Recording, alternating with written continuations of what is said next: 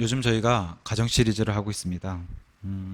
지난 시간에는 남편들에게 하나님께서 주신 말씀들을 나눠봤는데, 이 남편의 역할이 보통 역할이 아니라 그랬어요. 가정에서 가장의 역할이 예수님께서 부여해 주신 예수님 역할, 그러니까 가정을 구원시키라고 하는 구원자 역할을 남편들에게 맡기셨다는 겁니다. 한 주 동안 자매님들 어떻게 남편들이 잘해 주셨나요? 박미자매님 잘해 주셨어요? 네, 저는 약간 이상 조짐이 보이면 벌써 아내가 벌써 그러더라고요. 그래서 이러면 안 되지 하면서 또 하나님 말씀대로 살아야지 그렇게 한 주를 보냈습니다.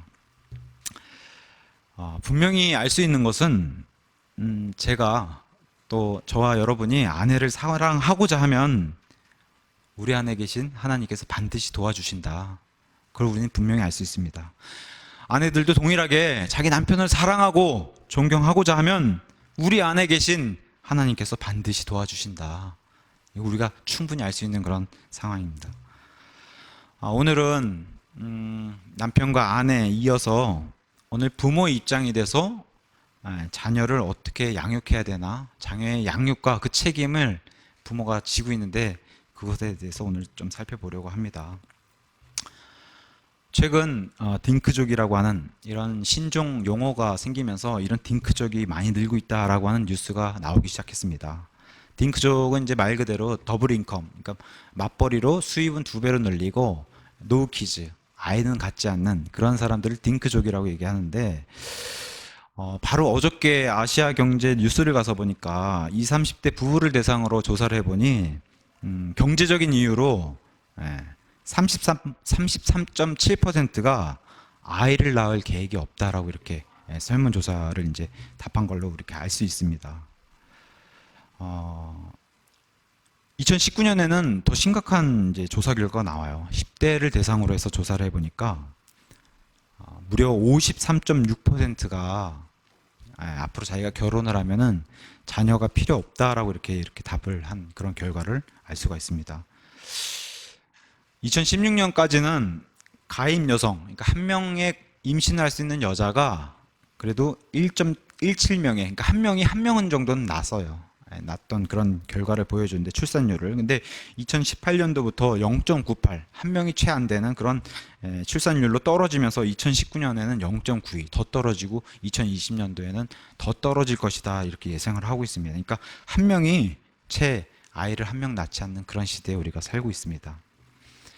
우리가 가정 시리즈를 하면서 아니면 하나님 말씀을 믿는 사람으로서 하나님은 분명히 결혼을 해서 남녀가 결혼을 해서 자녀를 낳는 것이 하나님의 명령이라고 성경에 기록해 주셨습니다. 우리 역시 누군가의 자녀이면서 누군가의 부모이기도 합니다. 이렇게 살아가는 것이 하나님의 순리다. 이건 너무나 당연한 것을 우리에게 알려주셨는데 세상에서도 그런 얘기가 있어요. 자식을 낳아봐야 부모의 마음을 안다. 이거 세상 사람들도 누구나 하는 말입니다. 그러니까 자녀일 땐 잘 모른다는 거예요. 그런 마음을. 근데 결혼을 해서 자녀를 낳아봐야 그 부모의 마음을 조금은 이해할 수 있다는 그런 표현입니다. 사도행전의 표현을 우리가 빌려서 좀 말씀드릴 것 같으면은 자식을 낳아봐야지 이렇게 더듬어서라도 하나님을 찾을 수 있다는 거예요. 사도행전 표현에 따르면은. 그래서 하나님의 마음을 결혼을 해서 자녀를 낳아봐야 하나님의 마음을 알고 하나님을 찾는다고 하는 이런 말씀도 사도행전에 주신 겁니다. 자녀를 낳고 기르는 일이 우리 믿음의 성화와 아주 밀접한 관련이 있음을 성경이 증명해 주고 있는데 창세기 5장에 가서 보시면은 창세기 그 아담 이후에 사람들 가운데 에녹이라고 하는 사람이 등장해요. 창세기 5장 21절부터. 근데 참 묘해요. 에녹은 65년을 살면서 인간 가운데 가장 오래 살았다고 하는 무드셀라를 낳게 됩니다. 근데 이 에녹의 성화가 바로 이때부터 시작했다는 거예요. 그래서 최초로 휴거를 받은 사람이 바로 이 에녹인데 다른 사람 다 하나님 아담 이후에 태어나서 다 죽고 하는데 에녹은 죽지 않고 그대로 하나님과 함께 들려 올라가는 이런 일을 기록해 주고 있습니다. 근데 22절에 무드셀라를 낳은 뒤에 무드셀라를 낳은 뒤입니다. 뒤에 300년 동안 하나님과 함께 걸었다는 겁니다. 이게 자식을 낳아보니까 본인의 성화 그리고 하나님의 마음을 이해하고 그 뒤로 하나님과 동행했다. 그래서 결과적으로 에녹이 하나님과 함께 걷더니 하나님께서 그를 데려가심으로 그가 잊지 아니하더라, 이렇게 성경에 기록되어 있습니다. 그러니까 자녀를 낳은 이런 일이 하나님의 뜻이고, 자녀를 낳아봐야 하나님 마음을 이해할 수 있고 성화가 더 이루어질 수 있다는 것을 성경 통해서 우리 보여주는 겁니다. 우리가 잘 알다시피 디모데전서 3장에 가서 보시면 목사와 집사의 자격 요건에 대해서 사도 바울이 디모데에게 서신서를 보내는 게 우리가 알 수가 있습니다. 근데 목사와 집사는 반드시 이런 요건을 갖춰야 된다라고 성경이 기록해 주고 있어요. 그 요건 자체가 바로 한 아내의 남편이어야 된다, 반드시. 그리고 아내와 자녀들, 그러니까 가정을 잘 다스리는 남자가 목사와 집사의 직무를 할 수 있다라고 성경에 기록해 놓았습니다. 이런 것들이 하나님의 말씀해 주시는 그런 하나님의 뜻이에요. 반드시 가정을 잘 다스리는 남자여야만이 하나님의 일을 할 수 있다는 거. 이거 그리스도인의 기본적인 기본 요건이라는 것을 성경이 얘기해 주고 있는 겁니다. 부모 입장에서는 자녀의 순종을 바라요. 자녀가 나를 좀 순종해 주길 바랍니다. 근데 우리 지난 시간에 남편의 그런 말씀을 나누면서도 이렇게 말씀드렸지만, 아내가 남편을 사랑해주고 존경해주길 바란다면은 먼저 남편이 아내에게 사랑을 베풀어줘야 된다는 겁니다. 교회가 먼저 예수님을 사랑한 것이 아니라 예수님이 먼저 교회를 구원시켜줬다고 하는 그 질서대로 남편이 먼저 아내에게 사랑을 베풀어야 된다. 자, 부모가 먼저 나고 자식이 있는 거예요. 자녀의 순종을 바란다고 한다면은 먼저 부모로서 내 자녀들을 올바로 양육했나 한번 생각하고 그런 자세를 가져야 된다는 겁니다. 올바로 양육했다라는 뜻 안으로 좀 살펴보면은 주님의 뜻대로, 그죠? 주님의 뜻대로 자녀들을 양육했나, 내가 존경받을 만한 대상인가, 그런 것들을 먼저 부모가 갖추고 자격을 갖춰야 된다라고 이제 성경이 얘기해 주는 겁니다. 오늘도 만만치 않아요. 이 부모의 책임이라고 하는 게 보통 일이 아니다라고 하는 것을 이제 말씀을 나누면서 더 느낄 수 있을 겁니다. 아이들은 부모의 절대적인 영향을 받는다고 해도 과언이 아닙니다. 그죠? 이건 우리가 살아오면서도 다 느끼는 것이고, 인류 역사상에서 살펴봐도 다 느끼는 겁니다. 아이들이 무엇을 하면서 시간을 보내게 할 것인가는 대부분 아이들의 선택이 아니라 부모의 선택에 달려 있다는 거예요. 어린 아이 때부터 그런 선택이. 오늘날은 이런 불행한 시대에 살고 있다라고 이제 낙스 목사님이 얘기했어요. 믿는 자나 믿지 않는 자나 같은 생각으로 자녀를 양육한다는 겁니다. 그게 뭐냐? 이 세상 사람들이 이렇게 지켜보면은 대부분 이 세상 사람들이 돈 많이 벌어서 편하게 사는 그런 세상을 꿈꾸면서 그런 법을 자녀들에게 알려준다는 거예요. 이 세상 사람들은, 불신자인 세상 사람들은.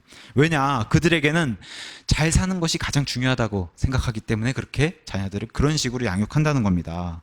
근데 우리가 사는 이 시대에 불행하게도 그리스도인들 역시 교회의 중요성보다, 예배나 기도회의 이런 중요성보다도 학창시절에 학생을 가지고 있는 부모라면 학교와 숙제와 시험과 또 청년이 된 부모를 가진 입장이라면 직장에 더, 그런 것에 더 중요하다라고 그리스도인조차도 그렇게 여긴다는 겁니다. 제가 이렇게 말씀드리는 게 세상의 것들을 무시하라는 게 아니라 어떤 것에 더 중요성을 가지고 중심을 가지고 있냐, 이거 말씀을 드리려고 하는 거예요. 머지않아 또 언젠가는 반드시 우리 모두가 예수님 앞에서 우리의 인생을 회개보고할 그날이 반드시 존재하게 되어 있습니다. 반드시 예수님 앞에 우리가 서야 할 그날이 있어요. 근데 부모의 입장으로 우리가 예수님 앞에 쓴 날, 우리 자녀의 문제도 예수님 앞에 회개보고를 할 날이 있다는 겁니다. 이걸 명심해야 된다는 거예요. 나뿐만 아니라 우리 아이들도 구원받게 해가지고 아이들 역시도 예수님 앞에 세워야 되는 그런, 예수님 앞에 서야 하는 그런 회개보고의 날이 있는데, 아이들이 과연 내 아이는 회개보고할 그런 준비가 되어 있는가, 이걸 부모 입장에서 좀 생각해 보라는 거예요, 깊이. 왜냐? 아이가 회개보고할 그런 준비가 안 돼 있다면 그거는 부모 책임이라는 겁니다. 또한 직설적으로 말씀드리면은 내 아이가 회개보고는커녕 말 그대로 구원받지 못해서 지옥으로 가야 할 그런 신세라면은 그 책임 또한 1차적으로 부모 책임이라는 거예요. 자, 우리는 늘 입술로 주장합니다. 내 아이가 구원받기 원합니다. 그죠? 입술로 이렇게 그렇게 마음도 원하고 입술로도 그렇게 외쳐요.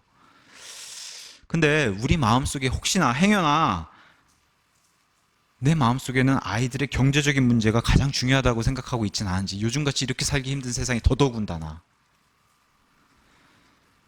우리도 모르는 사이에 아이들을 만몬신에게 경배하도록 그렇게 우리가 부추기고 있지는 않은지, 예수님이 굉장히 엄중한 경고를 주셨어요. 이 땅에 2000년 전에 오셔서 만몬은 경배 대상이라고, 마귀인데 만몬이 경배 대상이라고 이 땅에 2000년 전에 오셔가지고 그렇게 이 대상을 조심해라, 만몬과 나를 같이 섬길 수는 없다라고 예수님이 경고를 주셨음에도 불구하고 믿는 자도 예외 없이 어느 정신을 차리지 않으면 이 만몬을 숭배한다는 겁니다. 신명기 6장 1절부터 9절까지, 신명기 6장으로 가서 보시면은 제가 한번 쭉 읽어보겠습니다. 신명기 6장에, 신명기는 모세가 이제 자기 인생을 마무리하면서 가나안 땅 들어가기 전에 이스라엘에게 반드시 일러줘야 하는 그런 기록물로 이렇게 기록을 해놨습니다. 6장에. 이제 주 너희 하나님께서 너희에게 가르치라고 명령하신 이 명령을 반드시 지켜야 한다. 이것을 반드시 행해야 된다. 가나안 땅에 들어가게 되면은. 그러면서 2절에 평생토록 주 내 하나님을 두려워하는 것, 이것을 반드시 너희도 지키고 아이들에게 가르치고 행하게 해야 된다.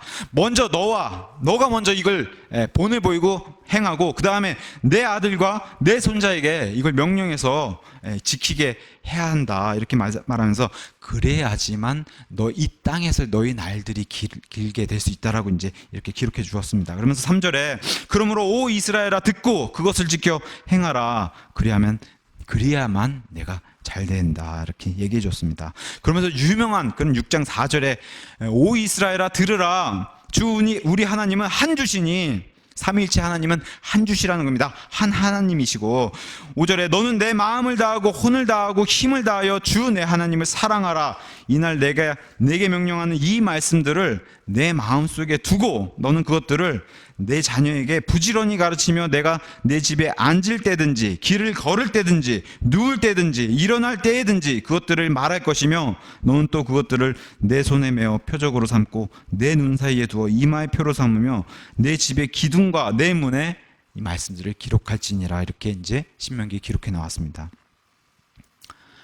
낙선 목사님은 이제 자신의 본국이 미국이니까 미국의 예를 들어서 이렇게 예시를 들었는데, 미국의 상황이나 우리 대한민국의 상황이나 별반 다를 게 없어요. 똑같습니다.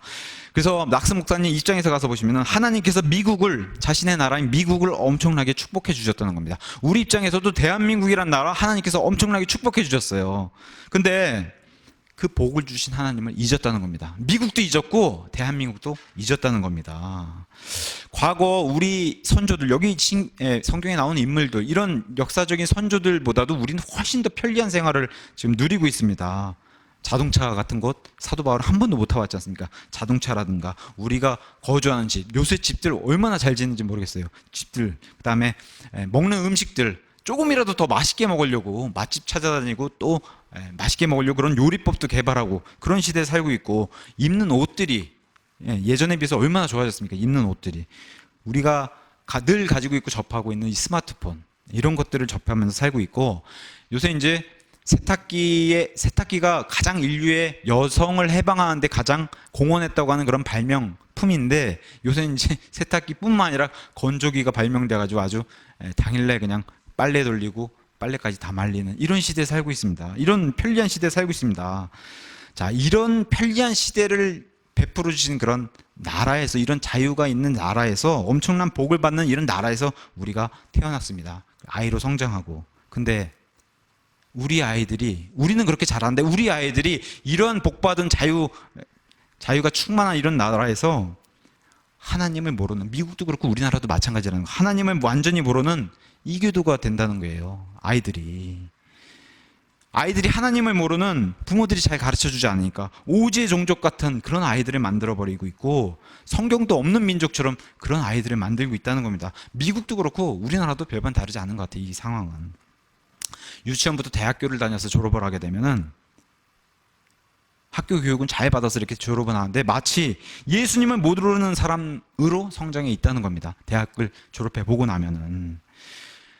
이것은 마치 선교사가 없는, 들어가 본 적이 없는 그런 데 사는 아이들처럼, 미국도 그렇고 우리나라도 그렇고 아이들이 그렇게 성장한다는 거예요. 너무 좋은 환경에서 태어났음에도 불구하고 왜 이런 일들이 일어나냐. 자, 어떤 아이는 마음속에 하나님의 말씀으로 가득 차가지고 하나님을 사랑하는 그런 사람으로 성장한 아이가 있어요. 어떤 아이는. 이에 반해 어떤 아이는 하나님을 모르고 세상을 사랑하는 아이로 성장한 아이가 있습니다. 두 아이가 천지 차이죠. 두 아이가. 근데 이런 아이들의 선택, 어려서부터 이런 아이들의 선택을 해서 이렇게 자라나게 된 아이들의 책임이 1차적으로는 아버지와 어머니에게 있다는 거예요. 1차적으로는. 그 다음에 할아버지와 할머니에게 있다는 겁니다. 이렇게 아이들이 자라나게 된 데에는. 우리가 욕심을 부려서 그렇지, 우리 눈에는 욕심 부려서 부족해 보여요. 우리가 사는 삶이, 의식주 문제가. 근데 욕심을 없애면은 우리가 살고 있는 이런 의식주 문제 하나님이 충분하게 해결해 주셨습니다. 그렇게 해결해 주시고 계시고, 그러면은 이런 필요를 채워주신 하나님을 경배해야 함이 마땅한 거예요. 그죠? 경배해야 함이 마땅한데, 하나님을 경배하는 게 아니라 하나님이 주신 선물 자체, 물질, 이걸 경배하고 있다는 겁니다. 사람들이. 믿는 사람들도 예외가 아니고. 그래서 이 말씀을 낙스 목사님은 자신이 입증해 보이겠다고 하면서 신명기, 아까 제가 방금 전에 읽은 이 말씀을 들었어요. 신명기 6장 5절에 가서 보시면 이렇게 나옵니다. 너는 내 마음을 다하고 혼을 다하고 힘을 다하여 주 내 하나님을 사랑하라. 저와 여러분 하나님 사랑하신 거 맞습니까? 사랑하라는 겁니다. 그러면서 계속해서 6절에 이날 내가 내게 명령하는 이 말씀들을 내 마음속에 두어라. 마음속에 둔 거 맞으세요? 근데 7절에 이렇게 나갑니다. 그것들을 내 자녀들에게 부지런히 가르치며 내가 내 집에 앉을 때든지 걸을 때든지 누울 때든지 일어날 때든지 그것들을 말해야 한다. 이렇게 했는데 부모가 자녀에게 하나님의 이 말씀을 전하지 않으면은 하나님을 사랑하지도 않고 마음속에 없다는 겁니다. 그걸 입증해 보였어요. 낙스 목사님이. 아이들에게 세상, 조그만 아이가 자라기 시작하면 엄마나 아빠는 이 아이가 글을 배우기 위해서 집에서 글을 가르치고 그림을 가르치고 산수는 가르치고 이런 열심을 다 보인다는 거예요. 미국이든 한국이든 상관없이. 근데 이런 것처럼 하나님을 알리는 열심이 없다는 거예요. 믿는 사람들이. 그 열심은 다 어디로 갔냐, 이 말씀을 이제 전하고 있는 겁니다. 낙스 목사님께서. 보통 초등학교 입학할 나이가 되면 8살 정도 돼요. 8살짜리 아이가 하나님을 몰라요. 근데 8살짜리 아이가 하나님을 모르는 것은 이 8살짜리 아이의 잘못이 아니라는 거예요. 1차적으로 부모님 잘못이라는 겁니다. 아이들에 가서 물어보면 아이들이 하나님은 모르면서도 피노키오는 알아요. 신데렐라는 알아요. 인어공주는 안다는 거예요. 특별히 인어공주 같은 경우는 이스라엘의 가장 오랫동안 이스라엘과 대적을 했던 그 블레셋 민족이 섬기는 신이 다곤 신인데 그 다곤 신이 바로 인어예요. 근데 이런 인어공주는 안다는 겁니다. 하나님은 몰라도 아이들이. 풍만한 가슴을 드러내고 벌거벗은 여자 캐릭터가 나오는 디즈니 만화는 안다는 겁니다. 디즈니 만화가 사실은 아이들을 위한 만화가 아니라 아이들을 죽이는 만화라고 제가 일전에 뉴에이지 세미나 할 때도 알려드렸어요. 근데 이런 디즈니 만화는 안다는 거예요. 문제를 좀 더 파고 들어가면 이런 실존하지 않은 인물들이잖아요. 신데렐라든가 피노키오라든가 이런 실존하지 않는 인물들은 아이들이 알고 있다는 것은 결코 아이들의 잘못이 아니라는 겁니다. 제가 예전에 사랑천내교회 중고등부에서 설교를 할 때 이런 디즈니 만화의 위험성에 대해서 경고한 그런 뉴에이지 세미나를 한 적이 있어요. 했더니 그 세미나가 끝나고 나서 어떤 아이가 저에게 찾아와가지고 선생님, 그 아이는 심각했어요. 아니 그럼 요정이 정말 없는 거예요? 중학생 아닌데 이런 질문을 했어요. 그 아이는 그때까지도 요정이 있다라고 믿고 있었어요. 그래서 이게 참 심각한 문제구나. 이게 다 대중매체의 영향을 받아서 이렇게 된 거거든요. 허구의 인물들은 잘 안다는 거예요, 아이들이. 근데 엘리야나 모세나 다윗이나 성경의 가장 위대한 인물인 사도 바울이나 특히나 우리 주인 대신 예수 그리스도를 모르는 것은 1차적으로 아이의 책임이 아니라 믿는 부모의 책임이라는 겁니다. 왜냐? 그 부모가 그런 선택을 했기 때문에 아이가 그렇게 자라났다는 거예요. 근데 더 심각한 거는 믿는 부모들이 부모들 역시도 이렇게 한다는 거예요. 사회생활 잘 하려면은 사회도 잘 알아야 되고 세상도 잘 알아야 돼. 믿는 사람조차도 이렇게 얘기하면서 이런 명분을 내세워가지고 아이들의 마음을 세상의 것들로 채워버린다는 겁니다. 부모가, 믿는 부모들도 부추겨가지고. 이 세상 사람들, 믿는 사람이든 믿지 않는 사람이든 다 예수 그리스도가 필요해요. 그죠? 예수 그리스도가 다 필요합니다. 근데 우리 역시 어느 순간 까딱 잘못해서 세상에 정신이 팔리면은 우리 자녀들조차 신경을 안 쓰게 돼요. 우리 부모 입장에서. 우리도. 근데 우리가 우리 자녀도 신경을 안 쓰는데 세상 사람들 신경 쓸까요, 우리가? 자녀도 지금 간수를 못 하는데. 그죠? 그러니까 세상 사람들이 점점 더 예수 그리스도를 몰라간다는 겁니다. 모를 수밖에 없다는 겁니다. 그래서 제가 늘 말씀드렸다시피 모르는 사람 멀리서 찾아서 그 사람 전도하려고 하지 말고 내 자녀, 내 가족, 내 친족부터 챙기라는 거예요. 가까운 사람부터. 신명기 6장 7절에 이렇게 얘기해요. 부지런히 가르치라고 그렇게 하나님이 명령을 주셨어요. 자녀들을 부지런히 가르치라. 이 말씀은 너가 이렇게 잘 지키면 내가 너에게 복을 줄게, 이런 말씀이 아니라 이미 이스라엘은 복을 받은 사람들이에요. 그죠? 이스라엘은 민족으로 탄생하고 하나님과 결혼한 그런 아내 입장으로 이미 복을 받은 이 입장에서 이런 말씀을 주신 거예요. 이렇게 하면 복을 주겠다가 아니라 우리 역시 하늘의 복을 받은 사람입니다. 그리스도인으로 하늘의 복을 받은 사람, 이미 우리에게도 동일한 이 말씀을 주고 계신 겁니다. 우리의 의식주 문제를 하나님이 지금 해결해 주셨어요. 해결해 주시고 계십니다. 먹고 살만해요. 그죠? 먹고 살만해요. 말 그대로 우리가 욕심만 부리지 않으면 풍족한 겁니다. 네, 풍족한 거예요. 제가 어릴 적에는 아버지가 삼겹살을 사오면은 연중 행사로 그날이 파티한 날이에요. 잔칫날이에요. 그랬어요, 어렸을 때는. 근데 지금은 삼겹살이 너무 흔해요. 매일도 먹을 수 있어요. 매일도. 이렇게 풍족하게 해주신 이유 중에 가장 큰 이유가 무엇이냐? 자녀를 바르게 양육하라고 이렇게 풍족하게 해주셨다는 거예요. 자녀를 바르게 양육하라. 그래야 가나안 민족의 아이들처럼 되지 않는다는 겁니다. 아이들이. 다시 한번 말씀드릴게요. 앉든지 길을 걷든지 눕든지 일어날 때든지 항상 가르치라는 거예요. 항상 가르치라. 이게 하나님의 명령입니다. 세상 사람들도 이렇게 얘기해요. 아이는 부모의 거울이다. 이런 얘기를 합니다. 자녀들이 무엇을 보는지, 무엇을 읽는지, 무엇을 듣는지에 대한 책임이 1차적으로 부모에 있다는 겁니다. 그럼 이 아이들을 통해서 뭐가 드러나냐?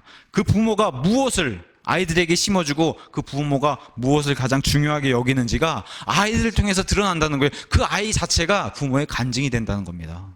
내 아이는 내 어떤 간증을 하고 있는지가 드러난다는 거예요.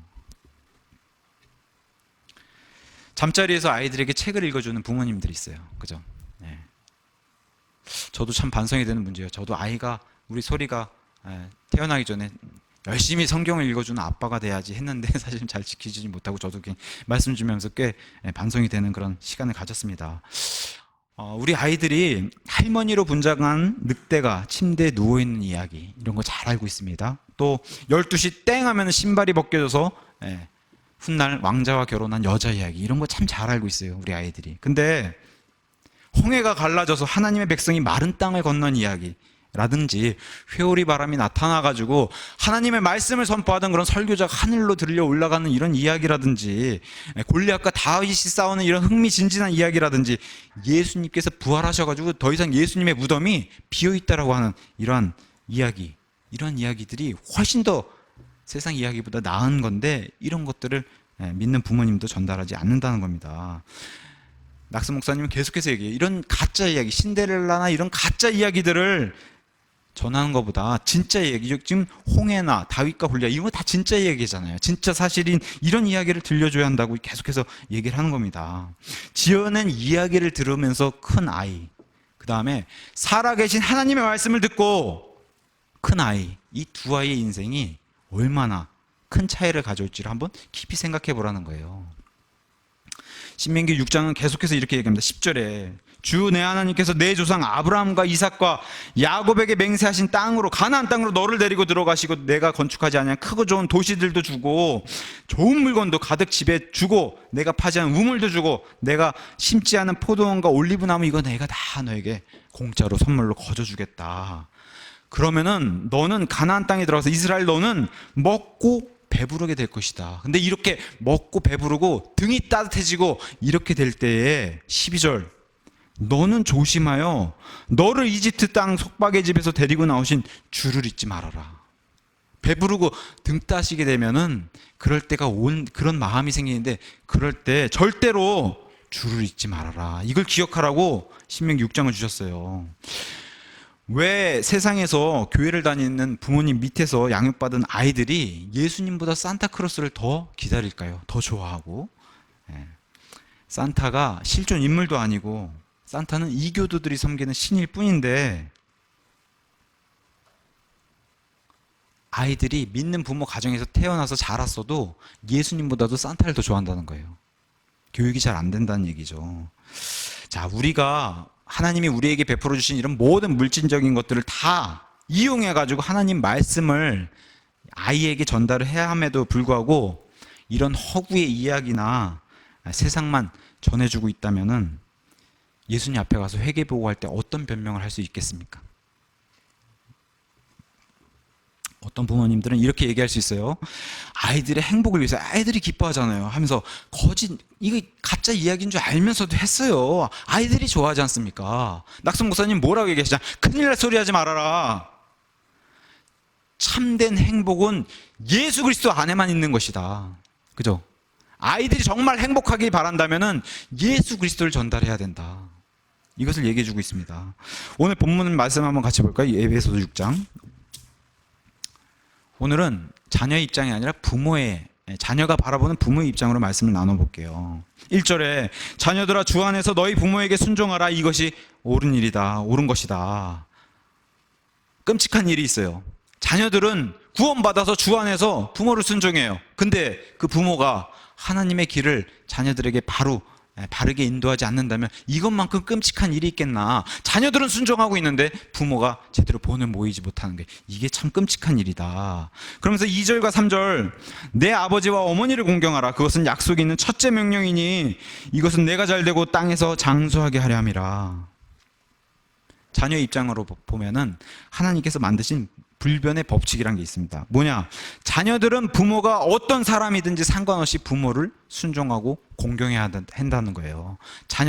부모가 어떤 사람이든지 상관없이 부모에게 순종하는 것을 통해서 하나님께 순종하는 법을 가정에서 배울 수 있다는 겁니다. 부모 공경하는 것을 통해서 하나님을 아까 사도행전 말씀 표현을 그대로 다시 가져오면은 부모를 공경하는 것을 통해서 하나님을 이렇게 더듬어 찾으라는 겁니다. 부모에게 불순종하는 거, 하나님을 믿지 않아도 이 땅의 복을 못 받는다고 얘기해요. 부모에게 불순종하는 것은 하나님을 믿지 않는 사람이라고 하더라도 이 땅의 복을 못 받는다. 하나님을 믿지 않는 사람도 부모에게 순종하면은, 부모를 공경하고 부모를 극진히 대하면은 이 땅에서 어느 정도의 복은 받아요. 그죠? 우리가 살면서 그거 다 알 수 있습니다. 하나님 믿지 않는 사람들이 부모를 공경하는, 착하게 사는 사람들 보면은 부모에게 불순종한다는 것이 어떤 의미를 갖는지를 알려드리겠습니다. 사람이 자기 육신의 부모가 아니라 하늘에 있는 부모, 우리를 창조하신 창조주 하나님께 불순종하면 어떠한 결과를 얻는지, 바로 지옥의 형벌을 얻는다고 얘기해요. 이게 불순종의 대가라고 성경이 얘기하는 겁니다. 근데 하늘의 아버지께 이렇게 불순종해서 얻는 형벌이 있으면은 이 땅의 육신의 부모를 불순종한 것도 이와 같다는 거예요. 의미가. 근데 아까도 말씀드렸다시피 부모의 입장에서는 이에 앞서서 자녀가 나를 공경하는 거 앞서서 나는 과연 공경받을 부모인가, 이걸 먼저 생각해야 된다는 거야. 내가 먼저 본을 보이고 있는가. 술과 담배에 쪄들어 있거나 게으르거나 바람 피우고 있거나 다른 사람 때리고 거짓말하고 사기치는 부모를 공경하는 거, 이거 매우 어려운 일이죠. 그죠? 상식적으로 어려운 일입니다. 우리 교회는 이런 분 없다라고 믿습니다. 이런 분은 우리 교회는 없어요. 근데 이런 예를 들었어요, 낙선 목사님이. 이러한 부모를 공경한다는 거 굉장히 힘든 일이다. 어떤 자녀들에게는 자신의 부모를 공경하는 게 세상에서 제일 힘든 일일 수도 있다라고 얘기를 해요. 그러면 그런 자녀들은 이렇게 얘기해요. 아버지 또 저러시네. 어머니 또 저러시네. 이러한 부모가 되지 말고 저분이 제 아버지입니다. 저분이 제가 가장 사랑하는 제 어머니입니다.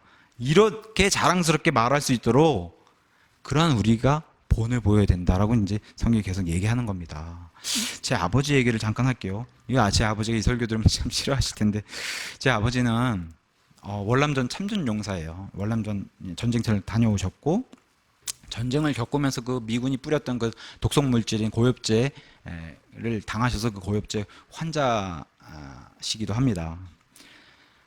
월남전 다녀오셔가지고 알코올 중독 환자시기도 했어요.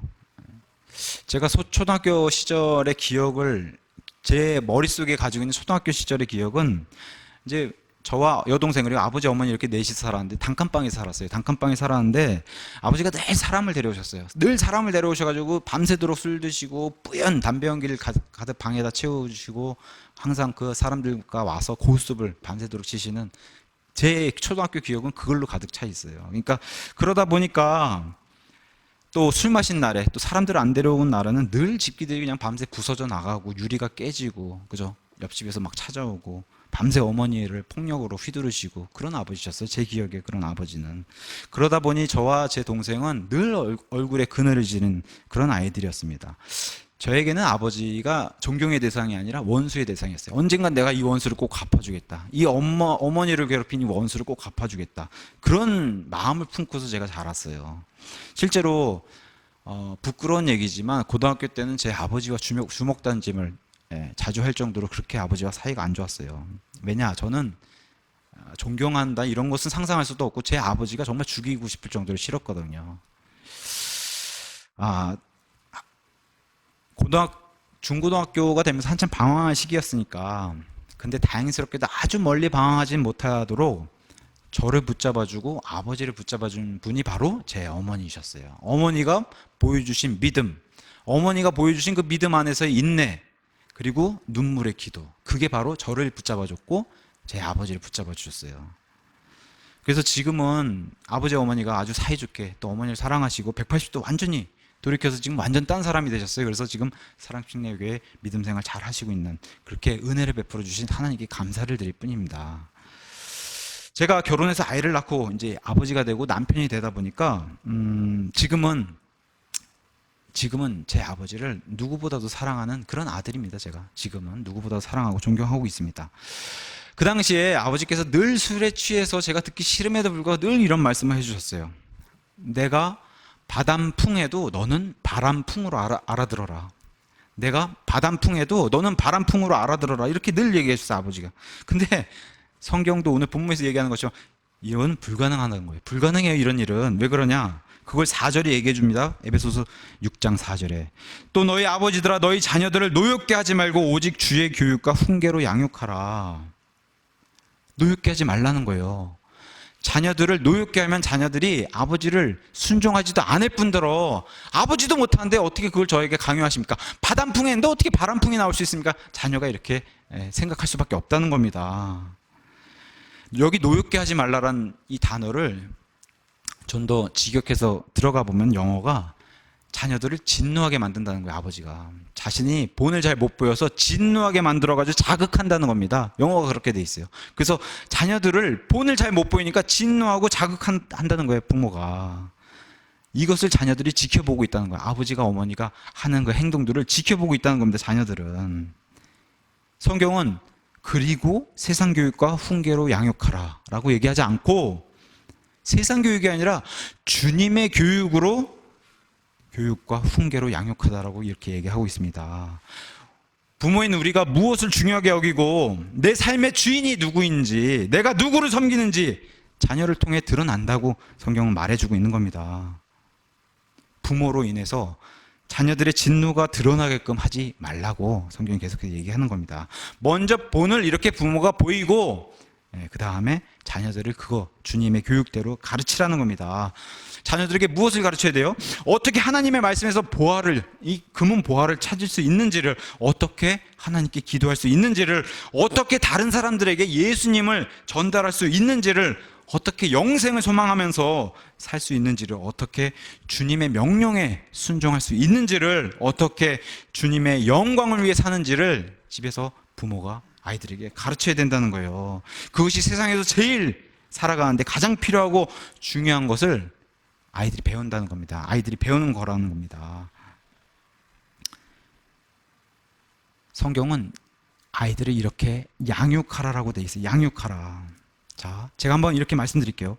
거룩하게 살아라 말하지 말고 양육하라는 겁니다.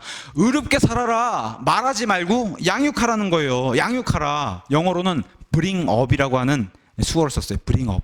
bring이란 단어, 누구를 데려가고 데려오고 하는 그런 단어예요. bring이란 단어. 근데 여기다가 up을 붙이면은 내 자녀를 내가 돌보고 키운다는 의미가 돼요. 참 묘하게도 영어가 bring up, 업으로 데려가라는 겁니다. 어디로 데려가요? 묘하게도 하늘 위로 데려가라는 거예요. 그걸 양육하라고 이런 수거가 만들어진 거예요. 자녀들이 이렇게 하나님께로 데려가라는 거예요. 근데 너 혼자 걸어서 가, 이게 아니라 부모가 끌고 가야 된다는 거, 같이 걸어가야 된다는 거예요. 동행을 해서 자식을 끌고서 하나님께로 데려가라는 겁니다. 이게 양육의 뜻이에요. 성경이 말하는 자녀들을 하나님께 데려다 주라는 겁니다. 이게 부모의 책임이에요. 양육의 책임. 요즘 부모들이 아이들이 학교에서 공부 시간을 이렇게 살펴보면은 보통 이제 40에서 50시간 아이들이 이제 학창 시절에 공부를 한다 그래요. 근데 이에 반면에 아이들이 이렇게 세상 공부는 40에서 50시간 일주일 동안 공부를 하는데 하나님을 아는 공부는 과연 아이들이 몇 시간 하나? 고작 주일날 와서 몇 시간 정도 하는 게 대부분이라는 거예요. 주일학교 와서 아이들이 설교 듣는 게 고작이라는 겁니다. 세상에서 훌륭한 사람이 되기를 바래요. 부모님 입장에서 누구나. 근데 영적으로 훌륭한 사람이 되는 것에는 믿는 부모들조차도 관심이 없다는 거예요. 이게 참 큰일이라고 이제 낙스 목사님 얘기하는 거예요.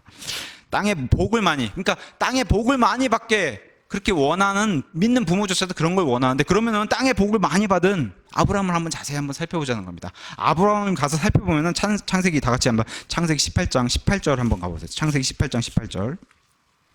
창세기 18장 18절에 가서 보시면은 아브라함에게 하나님이 이렇게 얘기하세요.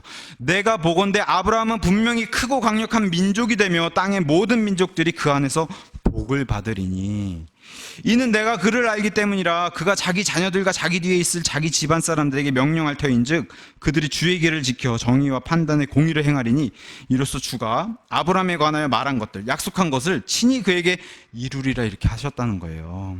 자, 아브라함이 순종하는 바람에 모든 민족, 여기 우리도 포함돼요. 모든 민족이, 이 땅에 있는 모든 민족이 복을 받고 있다는 겁니다. 아브라함이 순종을 통해서. 아브라함의 순종, 어떤 순종을 아브라함이 보였어요? 본인이 먼저 보였다는 거예요. 19절 가서 보시면은 본인이 먼저 보이고 그 다음에 자녀들에게 이런 하나님 명령과 길을 알려줬고 가르쳤다는 겁니다. 아브라함의 본은 이거예요. 갈대아 우르 땅, 지금의 이라크 땅에서 하나님이 떠나라고 하시니까 모든 걸 버리고 친구, 재산, 가족, 친척들을 버리고 직장을 버리고 학교를 버리고 떠났다는 겁니다. 그 땅을 떠나는 게 하나님 뜻이었고 하나님은 가나안 땅으로 들어가는 게 하나님 뜻이기 때문에 그걸 그대로 이행한 사람이 아브라함이에요. 이게 아브라함이 보여준 순종이라고 얘기하는 겁니다. 지금은 너가 이게 부당한 것 같아도 이렇게 해라. 이게 나의 뜻이고 이게 하나님의 뜻이고 거기에 가게 되면 내가 이것보다 더 많은 것을 너에게 더해 주겠다. 그리고 그 약속을 이루셨다는 게 지금 창세기 18장 18절 19절 말씀이에요. 그러면서 미국의 배도에 대한 예시를 이렇게 들고 있습니다. 미국의 배도에 대한 예시. 뭐라고 하더냐? 미국은 세계 대공황을 겪었고 세계 대전을 겪었습니다. 미국. 근데 대공황이라고 하는 그런 사건, 1929년에 갑자기 어느 날 뉴욕 월가의 주식이 폭락을 하면서 근 10년 동안에 세계 경제가 바닥을 치면서 사람들이 말 그대로 미국 안에서도 말 그대로 굶어 죽는 일이 생겼다는 거예요. 사람이 먹을 게 없어가지고 굶어 죽는 일이. 그 전까지 굉장히 호황을 누렸다는 그런 미국조차도 일순간에 거리에 굶어 죽는 사람들이 생겨났다는 겁니다. 이런 때에 엎친 데 덮친 격으로 세계 대전도 일어나가지고 큰 전쟁이 2번이나 일어났는데 또 미국이 여기에 좀 참전까지 해요. 그래서 세계 대전 중에 5년 동안에 유럽과 미국인들이 5천만 명이나 되는 사람들이 사망을 하고, 그러니까 1년에 대략 1천만 명씩 죽어나가는 이런 일을 겪고, 또한 이 전쟁을 겪으면서 아시아인과 유대인 합해서 이 둘도 1천만 명이나 죽는 그런 일이 벌어졌다는 겁니다. 근데 중요한 것은 이렇게 어려움을 겪을 때에 하나님의 사람들이, 미국 안에 있는 하나님의 사람들이 하나님께 간절히 간구하고 은혜를 구했다는 겁니다. 이 당시에 이 어려움을 겪을 때. 그랬더니 어떤 결과가 나냐, 놀라운 부흥이 일어났다는 거예요. 미국에 놀라운 부흥이 일어나서 맨날 음행과 이런 대중매체에서 악한 것들을 쏟아내던 방송국 수백 개의 채널들이 하나님의 말씀을 전달하는 그런 기적들이 일어나고, 그죠? 방송국 채널들이 하나님 말씀을, 설교 말씀을 전달하는 이런 일이 일어나고, 그리고 전쟁 직후에 40에서 50년대가 되니까 제대로 된 부흥이 일어나서 미국에 아주 다시 한번 평화가 찾아오고 번영이 찾아오는 이런 일이 일어났다는 겁니다. 많은 사람들이 이런 어려움 가운데서 하나님께 간구하고 은혜를 구했더니 이 일로 인해서 부흥이 일어나고 미국의 많은 사람들이 하나님께로 돌아와서 구원받는 이런 일이 생겼다는 겁니다. 대공황과 전쟁이 끝났어요. 그랬더니 그토록 원했던 평화가 찾아오고 또 잘 살게 되는 번영이 찾아왔어요. 그러다 보니까 그 이전에 아이들을 굶겨야 되고 아이들에게 주지 못했던 것들이 부모님들이 주기 시작했어요. 아이들에게 좋은 것만 주기 시작했고, 좋은 자동차, 수영장이 딸린 좋은 집들 줬고, 좋은 음식들을 어떻게든 주려고 했던 좋은 것들을 줬는데 딱 한 가지를 빼고 줬다는 거예요. 미국의 부모들이 하나님을 빼고 줬다는 거예요. 그랬더니 이 아이들이 장성해가지고 80년대와 90년대가 되니까 그 자녀들이 결혼해서 또 자녀들을 낳았는데 이 그들의 손자, 손녀들이 하나님을 모르는 이교도들이 되어버려 있다는 겁니다. 미국에 이런 좋은 은혜를 받고 난 뒤에. 우리나라 역시 어떨까요? 우리나라 한국의 70년대에 빌리 그레함이라고 하는 유명한 말씀 선포자가 우리나라에 와서 설교를 했어요. 지금 유튜브 안에도 자료가 있습니다. 정말 여의도, 그 당시 지금 여의도 공원이 아니라 여의도 광장이었을 그 아스팔트에 100만 명이나 되는 인원이 모여가지고 이 설교를 들어보겠다고. 이 이방, 낯선 땅에서 온 이 외국인이 전하는 예수님의 말씀, 그 복음을 들어보겠다고 그렇게 사람이 시골에서 모이고, 그죠? 그 당시만 해도, 70년대만 해도 한복을 입은 여인네들이 보이고 신문지 다 깔고 이 말씀을 들으려고. 지금 뭐 이런 일 상상도 못하죠, 지금은. 근데 그 당시에 하나님 말씀이 이렇게 울려 퍼지던 그런 때가 있었습니다, 대한민국도. 이 이후로 대한민국도 기독교의 부흥이 오고 기독교가 최고의 정점을 찍어서 올라가는 그런 시대가 있었습니다. 그래서 1990년도 마지막 20세기에 대한민국의 기독교도 최고의 정점을 찍고 지금은 내리막길로 쇠락하는 그런 길을 겪고 있는 것을 우리 눈으로 보고 있습니다. 미국도 그렇고 한국도 그렇고 왜 이런 일이 벌어지나? 교회가 바로 이교도들의, 예수님이 아닌 이교도들의 헛된 것을 쫓아가고 말았기 때문에 미국이든 한국이든 기독교가 쇠퇴할 수밖에 없는 이런 일을 겪고 있다라고 이제 목사님이 얘기했어요. 부모는 하나님을 믿는데 아이들은 거의 불신자가 되었다는 거예요. 그래서 목사님이 이렇게 얘기했어요. 미국이든 한국이든 경제 회복이 먼저가 아니다. 경제 회복이 먼저가 아니라는 겁니다. 우리나라의 경우 정권 교체 지금 너무 중요해요. 중요하지만 그게 먼저가 아니라는 거예요. 그거보다 먼저 더 중요한 것이 나부터, 그다음에 우리 가정이, 교회가 영적으로 깨어나는 게, 이게 먼저 순서다. 이게 훨씬 더 중요하다. 동의하십니까? 우리나라도 지금 이런 상태가 있는 거예요. 왜 이렇게 정권이 어렵고 나라가 어렵고 왜 이런 일이 벌어지냐? 영적으로 지금 잠들어 있기 때문에, 교회가, 가정들이 잠들어 있기 때문에 이런 일이 일어나고 있다라고 우리가 보는 눈앞의 역사가 이렇게 펼쳐지고 있는 겁니다. 너무 안타까운 일입니다. 그래서 우리 교회가 규모는 작지만 무엇을 하고 있는 거예요?